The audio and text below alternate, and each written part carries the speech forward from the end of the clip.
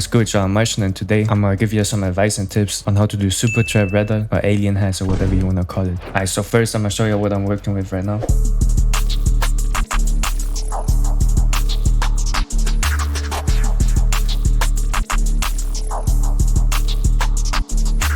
Alright, so this is nothing crazy, it's just a simple beat I made. My first advice is to have good sound selection. Most of the time you use a hit one hi-hat and you're gonna be good. But if you wanna experiment, you can try out different hat sounds. Just make sure they're good quality. My next advice is to have the hats uncut itself, or you can have the little box, the envelope. My next advice is to start utilizing the 1/6 and the 1/3 step for just regular hi-hat rolls, because it just sounds better in 1/3 or 1/6. But that doesn't mean that you always gotta just use those time signatures, because in 1/4 it can sound good sometimes as well. Alright, next I want you to get familiar with this little pattern. This one's in a 1/6 step. It's literally just going down by one note, and there's 3 notes. And you can put it literally anywhere on the grid when you have a 2-step, and most of the time it's gonna sound good. My next tip is that when hi-hats got a different length, they're gonna have a different sound. So let me go into a new pattern and just show real quick. Alright, so now we just got a hi-hat playing at C5.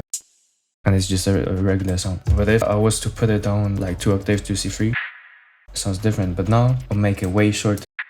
See how that sound is always way different than the longer one, and that sounds cleaner too. This brings to my next point, to have hi-hat rolls at low octaves and stuff, because it just gives a different feeling to it. So if we go back into the pattern I was before, let me solo the tracks. See, I got some rolls down here, and let me show how they sound like.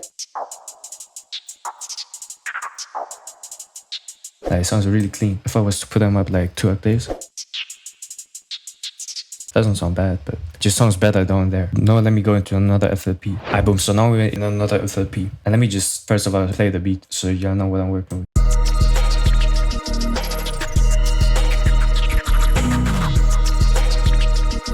It might look complex to some of y'all, but it's really not. So as you can see, I just put the triplet pattern on a 2-step grid. You can put it at C5, you can put it on 1 or 2 octaves, and it's gonna sound good most of the times. For this one, I also had just some regular rolls that are kind of long and stuff for the clap, and that sounds good most of the times as well. And then also I had this kind of like yeet pattern.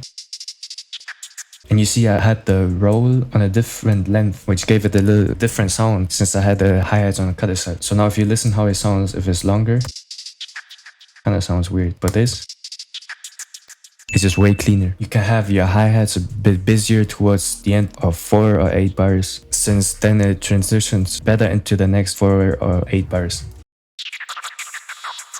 So it's kind of like a little drum fill even. So here we just got the hi-hats basically playing in a 2-step. It's just a regular pattern. And then we got these long rolls. I really like to do them in my beats because, oh shit, my file just froze. I really like to do them in my beats because for some reason they just sound good.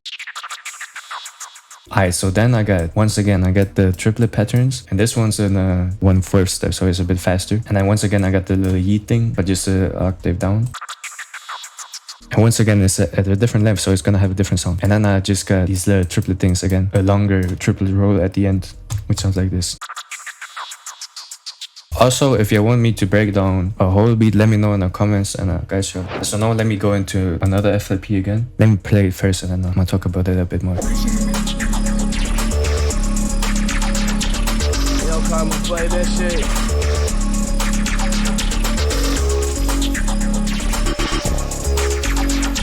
This one's a bit faster and a bit more spammy. Let me go into the hats again. So first, as y'all can see again, we got the little triplet rolls again. So basically how I made them, to break it down a bit. So I had the 2-step, and then I did this roll, and then I copied it over to the next hit of the hi-hat, and I put it down 1 octave. And then that one, I copied it over again, put it down 1 octave. And then I skipped one, and I put it down 1 octave again. So that's basically how one of the patterns of the hi-hat was. And it's really just simple. You don't gotta overcomplicate it always. But yeah, sometimes you can have pauses in hi-hat rolls and stuff. Like you don't gotta have hi-hat rolls the whole beat. That can get boring to listeners. You can also have literally just pauses in your hi-hats, for example. If I would delete these, it would still sound good. Next, once again, bringing me back to the last point. These hi-hats are literally like, they're not even on the grid. Like they're on like a 1/48 pattern. I know. First, let me show you how they sound like.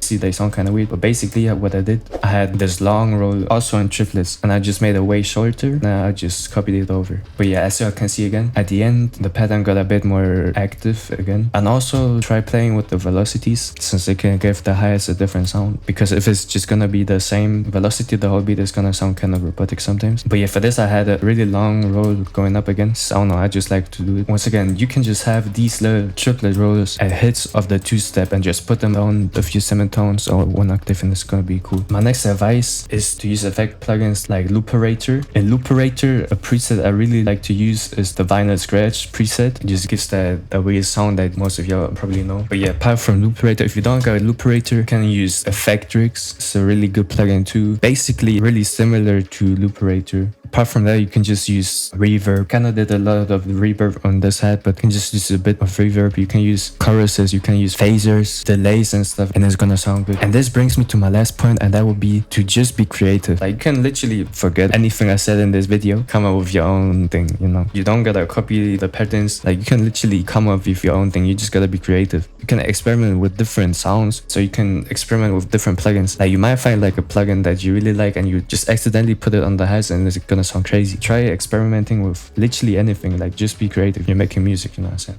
But yeah, that's it. So we're dropping weekly loop kits on our main channel every single Sunday, so make sure to check them out because they're free. So I don't know what you're doing, but go check them out, man. If you like the video, like, share and subscribe, and comment what you want to see next or what you liked. The support is motivating us to keep bringing out content, new videos and stuff. But yeah, with that being said, Marston's wisdom of the day is one Supertrap beat a day keeps the doctor away. And with that being said, I'm out, gang.